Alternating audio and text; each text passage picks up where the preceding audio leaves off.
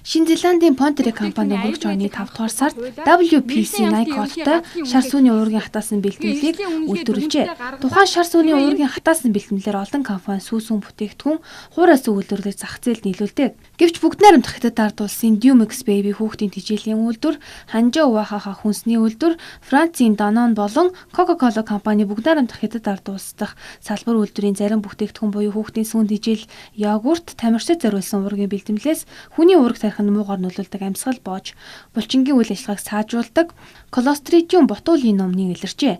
Нийгэм багагийн учир нь Шинэ Зеландын Pontere компанитай холбоотой. Манай улсын хувьд импортын сүү, хуурай сүү, хүүхдийн тэжээлийг авч ашигладаг бөгөөд хэсэг хугацаанд импортын хүүхдийн сүүн тэжээлүүдийг шалгах шаардлагатай байгаамаа. Энэ шар сүүний уург бол ямар одоо бүтээгдэхүүн бэ гэхээр энэ маань өөрөө хүүхдийн одоо хуурай сүүн тэжээл байдаг шүү дээ. Бид нар одоо бага насны хүүхдэд тэжээдэг 0-аас 3 нас хүртэлх хүүхдийг бол ерөнхийдөө энэ тэжээлэр бол эхийн сүүгээр одоо хүүхдэд тэжээх боломжгүй тохиолдолд бол одоо яг энэ хүүхдийн хуурай сүүний бэлтгэлээр бол тэжээж байгаа. Тэгэхээр энэ бэлтгэлийн одоо суур болдог тийм бүтээгдэхүүн байгаа. Бүтээгдэхүүний аюулгүй байдлыг манай улсын хувьд нийт хуурай сүүний 90% Шинэ Зеландын компаниуд оруулж ирэн боловсруулж ашигладаг. Тиймээс бидний өдөр тутамдаа ашиглаж байгаа хуурай сүү болон хүүхдийн сүүн тэжээлд энэ нэм байж болцшгүй. Мөн Шинэ Зеландын Pontere компанийн хуурай сүүг дотоодын компаниуд ашигласан байх магадaltaй юм байна.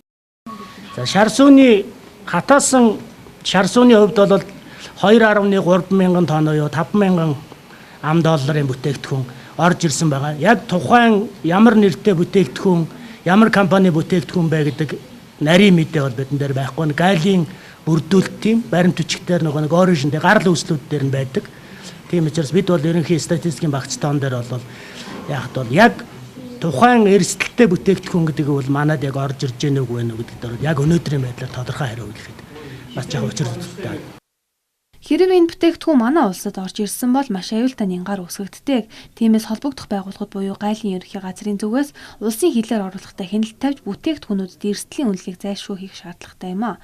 Хүүхдийн тэжээл болон хуурай сүүн нянтай байгаа нь тогтоогдвол импортлогч татан авалт хийх ёстой. Тиймээс иргэд аж ахуйн нэгжүүд салбар байгууллагын шинжилгээний хариу гартал импортын сүү сүм бүтээгдэхүүнээс татгалзахыг зөвлөж байна.